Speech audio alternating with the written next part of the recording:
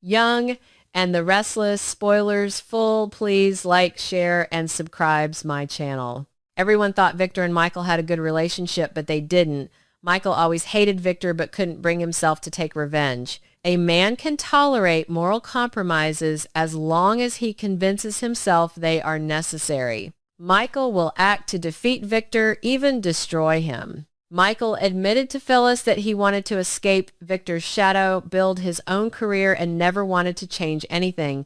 Phyllis was delighted to hear this news, and perhaps the most worrying thing wasn't Victor's exploitation, because everyone knew that, but that Michael had willingly allowed himself to be exploited time and time again until the line between choice and obligation blurred. Almost indistinguishable. Currently, Phyllis and Sine are Victor's rivals, ready to defeat him at any moment, so wouldn't they be enemies? Phyllis wants Michael to use everything he knows to contain Victor, to put him in prison. She's not trying to convince him that Victor is evil. She doesn't need to.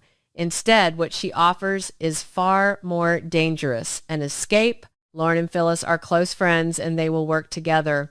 Michael sees the potential of this alliance and is delighted. Her presence during this fragile transition period is more important than Michael wants to admit, because if it were just about power or revenge, he could have ignored it. But it's not. It involves something far more personal. It was about proving, perhaps for the first time in his life, that he wasn't alone in his decisions, that he didn't need to revolve around Victor to have a place in this world. Victor was currently weakened, incompetent, and unable to fight back. All he had was recklessness, imprisoning Jack and taking everything from him. He knew which doors were closed and which were only slightly ajar, and that knowledge, once used to protect Victor, was now being used to bring him down. However, beneath the strategy and quiet determination, something else was growing within Michael. It was doubt. The question wasn't whether Victor deserved to be brought down, but whether he himself could survive what was about to happen. Because this wasn't just a legal battle, this was a personal battle, and Victor wasn't the type to accept betrayal as a matter of course. He saw it as an insult, a challenge, something that demanded a response. When Victor finally began to sense what was happening, the change in his attitude was instantaneous and icy. There was no confusion, no hesitation, only a cold, simmering rage that seemed to fill every room he entered. For a man who had built his empire on control, the thought that someone as close as Michael could betray him was not only unacceptable, but incomprehensible, and that made him dangerous in a way even his enemies rarely anticipated. Michael understood that better than anyone. He had seen what Victor was capable of when cornered. He had helped orchestrate some of those strategies. And now standing on the opposite side, he could feel the weight of that knowledge pressing down on him. Each step forward was accompanied by the realization that there was no turning back. Whatever happened next would reshape not only his relationship with Victor, but also his place in the entire world they all shared. However, despite the fear, despite the uncertainty, there was also an undeniable liberation in the choices he was making. For the first time in a long time, he was no longer reacting to Victor's moves. He was making his own moves. And in that silent shift, there was a sense of power that was both strange, almost unsettling, but also utterly necessary. Whether Michael would succeed in bringing down Victor remained an open question, a question for which no plan could fully answer. The mahogany walls of the Newman Enterprises executive suite felt less like a sanctuary of power and more like the suffocating confines of a velvet-lined coffin. Michael Baldwin stood near the floor-to-ceiling windows, the sprawling skyline of Genoa City reflecting in the glass, yet his focus was entirely on the reflection of the room behind him. Lauren Fenmore Baldwin, his wife, stood her ground in the center of the office. Her posture was rigid, her chin tilted upward in that defiant, unyielding manner he had loved since the day they met. Across from her sat Victor Newman, the undisputed titan of Genoa City, his hands steeped together in his characteristic pose of absolute authority. Victor's voice, a low, gravelly baritone that had commanded Michael's obedience for years, rumbled through the tense air. "You will do well to remember, Lauren, that your little boutique operations exist at my sufferance. The corporate landscape is shifting. You and Phyllis are playing a dangerous game." Lauren didn't flinch. Her emerald eyes narrowed, cutting through Victor's intimidation tactics like a diamond through glass. "Fenmore's is my legacy, Victor. And my new partnership with Phyllis isn't a game, it's a business move. If you think you can simply bulldoze us because you're throwing a tantrum over Chancellor, you are sorely mistaken." Michael watched the exchange, a profound silence expanding in his mind, drowning out the ambient hum of the city below. He looked at his wife, resilient, fearless, refusing to be just another pawn on Victor's chessboard. She was facing down a man who had destroyed empires and ruined lives before breakfast, and she was doing it with a grace that took Michael's breath away. Then his gaze shifted to Victor, the relentless manipulation, the sheer unadulterated arrogance. Victor didn't see people, he saw assets and liabilities. For a decade, Michael had been the ultimate asset. The fixer. The brilliant legal mind who scrubbed Victor's messes clean, who buried the bodies, who found the loopholes that allowed the Newman machine to consume everything in its path. Victor's latest stunt, using Jack Abbott's kidnapping as leverage to force Phyllis to hand over Chancellor, was a masterclass in ruthless exploitation. A sudden sharp pain flared behind Michael's eyes, a manifestation of a conscience he thought he had successfully anesthetized years ago. Asterisk, what have I become? Times, he thought, the realization hitting him with the force of a physical blow. He had stood by adjusting his tie and drafting the non-disclosure agreements while Victor trampled over the people Michael cared about. He had compromised his own morality, his own brilliance, chaining it to the Newman throne. Michael Victor barked, snapping him back to the present. "Explain to your wife the legal ramifications of crossing Newman Enterprises." Michael turned slowly. He looked at Victor, really looked at him. The Emperor had no clothes. He was just an old bitter man, clinging to control through fear. Then Michael looked at Lauren. The disappointment that flashed in her eyes, the expectation that her husband would once again toe the company line, shattered the last of Michael's invisible chains. "I think Lauren understands the law perfectly well," Victor Michael said, his voice eerily calm. "In fact, I think she has a firmer grasp on the concept of justice than anyone else in this room." Victor's thick eyebrows knitted together, a dangerous storm brewing in his dark eyes. "Excuse me." "I said what I said, Victor," Michael replied, picking up his leather briefcase from the polished desk. "I have a sudden headache. If you'll excuse me." He didn't wait for a dismissal. He simply walked out, leaving a stunned Victor and a bewildered Lauren in his wake. The elevator descent felt like a baptism. With every floor the car plummeted, Michael felt a layer of Newman brand grime washing off his soul. He stepped out into the crisp March air of Genoa City, the chill biting at his cheeks, awakening senses that had been dormant for far too long.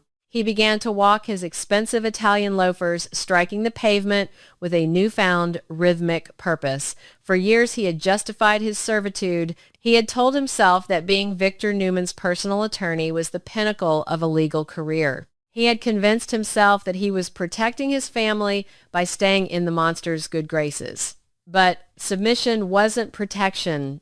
It was a slow, agonizing surrender of his identity. He remembered the man he used to be, the fierce, cunning, independent lawyer who fought for the underdogs, who loved the thrill of the courtroom, who danced on the edge of the law, but always answered to his own internal compass. Victor had taken that man and put him in a gilded cage.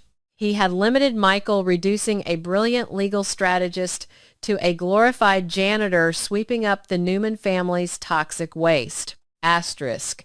No more times, Michael vowed, his grip tightening on the handle of his briefcase. Asterisk. I am stepping out of the shadow. Asterisk. He needed to find himself again. He needed to reclaim the name Michael Baldwin, not as an extension of Victor Newman, but as a force of nature in his own right. And the only way to truly break free was to dismantle the very cage that had held him. He couldn't just walk away. Victor would never allow a man who knew all his secrets to simply retire in peace. Victor would hunt him, ruin him, use Lauren and Fenmore's as collateral damage. If Michael wanted his freedom, he had to take Victor down. He had to go to war, and he knew exactly who his generals would be. Room 312 at the Genoa City Athletic Club was booked under a corporate alias. Inside, the atmosphere was thick with frustration and the scent of expensive gin. Phyllis Summers paced the length of the plush suite, her fiery red hair catching the dim light as she gestured wildly with a crystal tumbler. It's a complete disaster. Lauren Phyllis fumed, taking a sharp sip of her drink. I had Chancellor in the palm of my hand, and Victor, that miserable, manipulative son of a bitch, he uses Jack's disappearance to back me into a corner. I had to sign it over. Lauren sat calmly on the velvet sofa, though the tight set of her jaw betrayed her own simmering anger. You did what you had to do, Phyllis. Jack's safety came first. But Victor crossed a line. He's crossed too many lines. My new role at Summers Conglomerate means we are in the crosshairs and we need a strategy to hit him back. Hard. Hit him with what Phyllis threw her hands up. The man is made of Teflon. Every time I try to expose him, he has an army of lawyers ready to bury me in injunctions and gag orders. Speaking of which, where is your husband? Is he going to serve me with a cease and desist before dinner? A soft knock at the door interrupted Phyllis's tirade. Lauren frowned, standing up. I didn't order room service. She walked to the door, peering through the peephole before gasping softly. She unlatched the chain and pulled the door open. Michael stood in the hallway, his tie loosened, a strange, intense fire burning in his eyes. Michael, Lauren asked, her voice laced with confusion and a hint of defensiveness. What are you doing here if Victor sent you to... Victor didn't send me, Michael interrupted, stepping into the room and closing the door firmly behind him. He engaged the deadbolt with a decisive times-click asterisk. I sent myself. Phyllis crossed her arms, her eyes narrowing suspiciously. Well, well, the mustache's lapdog comes crawling to the enemy camp. What's the matter, Michael? Did Victor forget to give you a treat today? Michael didn't take the bait. He walked over to the small wet bar, poured himself a neat scotch, and turned to face the two women. The silence stretched heavy and expectant. I'm done, Michael said quietly. Lauren blinked, stepping closer to him. Done with what? With him, with Newman Enterprises, with compromising my soul so Victor can add another billion to his offshore accounts. Michael said, his voice gaining strength and resonance. He looked directly into Lauren's eyes. I watched you today, Lauren. I watched you stand up to him, and I realized that the woman I love is braver than I've been for the last 10 years. I've let him limit me. I've let him turn me into someone I barely recognize. He turned to Phyllis. You want to hit him back. You want to make him pay for strong-arming you out of Chancellor for everything he's done. Phyllis scoffed, though her eyes betrayed a flicker of intrigue. Of course I do. But you're his lawyer, Michael. Attorney-client privilege. You can't do a damn thing without getting yourself disbarred. A slow wolfish smile spread across Michael's face, a smile Lauren hadn't seen in years.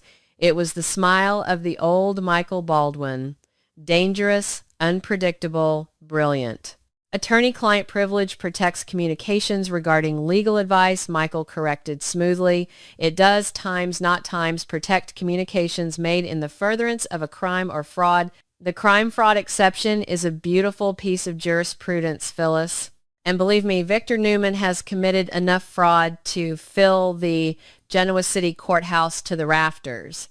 He set his briefcase on the glass coffee table and popped the golden latches. I want to help you by any means necessary. I am offering you my legal expertise, my strategic mind. And he pulled out a thick stack of encrypted flash drives and heavily redacted manila folders, my insider knowledge of every dirty back alley deal Victor has orchestrated over the last 5 years. Lauren gasped, covering her mouth with her hand. Michael, if he finds out you took these, he will destroy me, Michael finished for her, his tone completely level, which is why we are going to destroy him first. The dynamic in the room shifted instantly. The air crackled with a dangerous, intoxicating electricity. Phyllis slowly lowered her glass, her eyes locked on the treasure trove of Newman's secrets resting on the table. You're serious, Phyllis whispered, stepping closer. You're actually handing us the keys to the kingdom. I am. Michael said. But we have to be smart. We can't just dump this to the press. Victor controls half the media in this town. We need to build a case so airtight, so undeniable that the SEC, the FBI, and the Department of Justice will have no choice but to raid Newman Enterprises. The alliance was forged in that moment. It was an unspoken pact sealed by shared grievances and a mutual desire for justice. Michael, the repentant insider, Phyllis, the relentless firebrand, and Lauren, the strategic anchor. Together, they formed a triad that Victor Newman would never see coming. Michael had just become their ultimate secret weapon. For the next 4 hours, the suite transformed into a war room. Room service delivered pots of black coffee as they spread documents across every available surface. Michael guided them through the labyrinthine corporate structures Victor used to hide his illicit activities. Here, Michael said, pointing to a complex flowchart he had drawn on a hotel notepad, "This is the smoking gun we need for our first strike. It's recent, it's massive, and it's highly illegal." Phyllis leaned in her reading glasses, perched on the bridge of her nose. "What am I looking at?" This is the paper trail behind Victor's recent acquisition of the Omnitech patents, which he used to leverage the Chancellor deal. Michael explained his finger tracing a line from a Genoa City holding company to a series of shell corporations in the Cayman Islands. Victor didn't just outbid the competition. He used these offshore accounts to artificially inflate the stock price of Omnitech's competitors, triggering a panic sell-off. Then he bought the patents for pennies on the dollar through a proxy. It's textbook market manipulation and wire fraud. Federal offenses. My God, Lauren breathed, tracing the documents. He ruined 3 separate companies just to get his hands on those patents. And he ordered me to draft the proxy agreements. Michael said, his jaw tightening. I warned him it was a violation of the Securities Exchange Act. He told me to handle the paperwork and leave the business to him because I advised him that the action was illegal and he proceeded anyway. The crime fraud exception applies. I can testify and these documents corroborate everything. Phyllis let out a sharp, triumphant laugh. This is it. This is the kill shot. We expose this and the SEC will freeze Newman Enterprises assets before Victor even finishes his morning espresso. We need a meticulous plan. Michael cautioned, his legal mind operating at 1,000 miles a minute. We leak the initial financial anomalies to a trusted investigative journalist at the Times, Chronicle Times, someone outside Victor's payroll. Once the story gains traction, we anonymously forward the hard evidence to the SEC's Enforcement Division in Chicago, bypassing the local authorities who might be in Victor's pocket. "And what do we do while the bomb drops?" Lauren asked, looking at her husband with a mixture of awe and trepidation. Michael met her gaze, his eyes softening for a fraction of a second before hardening into steel. "We buy popcorn, and we watch the empire burn." The execution of the plan was flawless, a testament to Michael's intimate knowledge of Newman Enterprises' vulnerabilities. 3 days after their meeting at the athletic club, the trap was sprung. It began at 8:00 a.m. on a Tuesday.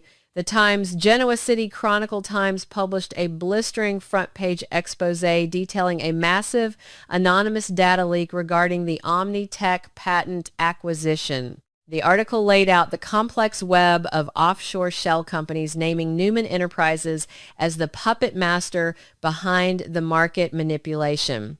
By 9:00 a.m., the story had been picked up by national financial news networks. By 10:30 a.m., the shockwave hit the stock market. Newman Enterprises stock plummeted, shedding billions in market capitalization in a matter of hours. The business world was in absolute chaos. Pundits screamed on television screens, analysts scrambled to assess the damage, and investors engaged in a massive, panicked sell-off. Inside the Newman Ranch, the atmosphere was apocalyptic. Victor Newman stood in his study, the television blaring, the financial news in the background. His face was a mask of unbridled fury, his knuckles white as he gripped his smartphone. "I don't care what it takes. Get the SEC on the phone." Victor roared into the receiver, his voice echoing off the stone fireplace.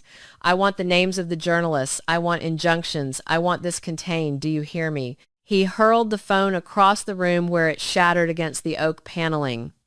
Nikki Newman stood in the doorway, her face pale, her hands trembling as she watched her husband unravel. "Victor, what is happening?" Nikki pleaded. "The news is saying federal agents are at the corporate headquarters." "It's a smear campaign," Victor bellowed, pacing like a caged lion. "Someone has breached my private servers. Someone with high-level access." His mind raced, cycling through his enemies. Jack Abbott, Billy Phyllis, none of them had the sophistication or the internal access to pull this off. They couldn't have navigated the legal firewalls he had put in place. Unless... Victor froze, a cold, terrifying realization washing over him.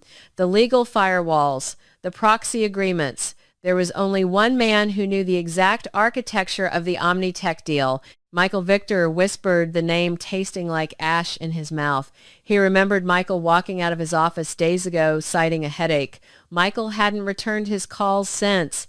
The ultimate loyalist had turned apostate. Back in the city, the fallout was catastrophic for Victor. The SEC announced a formal investigation freezing several of Newman's key assets pending a review of the Omnitech patents. The Department of Justice issued subpoenas for Victor's top executives. Public opinion, usually swayed by Victor's philanthropic PR spin, turned violently against him as the sheer greed of the manipulation was laid bare. He was cornered, forced onto the defensive, bleeding capital and credibility by the second. Miles away from the screaming chaos of the Newman Ranch, Michael Baldwin sat on the plush sofa of his own living room. A cup of coffee rested on the table in front of him, untouched. The television was tuned to a financial news network. The chyron at the bottom of the screen read in bold, glaring letters, "Times Newman Enterprises under federal investigation. Victor Newman subpoenaed, asterisk." Lauren walked into the room dressed in a sleek silk robe. She stood behind the sofa, resting her hands on Michael's shoulders, gently massaging the tense muscles at the base of his neck. "It's everywhere," Lauren murmured, watching the screen as footage of federal agents carrying boxes out of the Newman building played on a loop. Phyllis just texted, "She's practically throwing a parade in her office at Summers Conglomerate." Michael leaned his head back against Lauren's hands, closing his eyes. A long, shuddering breath escaped his lips. For the first time in a decade, the suffocating weight on his chest was gone. The air in his lungs felt clean. He had expected to feel fear. Victor Newman's wrath was legendary, and Michael knew that a target had just been painted squarely on his back. He knew the legal battles that lay ahead would be brutal, exhausting, and dangerous. Victor would not go down without trying to drag Michael into the abyss with him. But as he opened his eyes and looked at the television screen, watching the invincible Victor Newman finally being held accountable, Michael didn't feel fear. He felt liberated. He had stood up for the truth. He had protected his wife, aided his friends, and most importantly, he had resurrected his own soul. The brilliant, fearless Michael Baldwin had returned from the grave Victor had dug for him. "Are you ready for what comes next?" Lauren asked softly, leaning down to press a kiss to his temple. "He's going to come after you, Michael, with everything he has."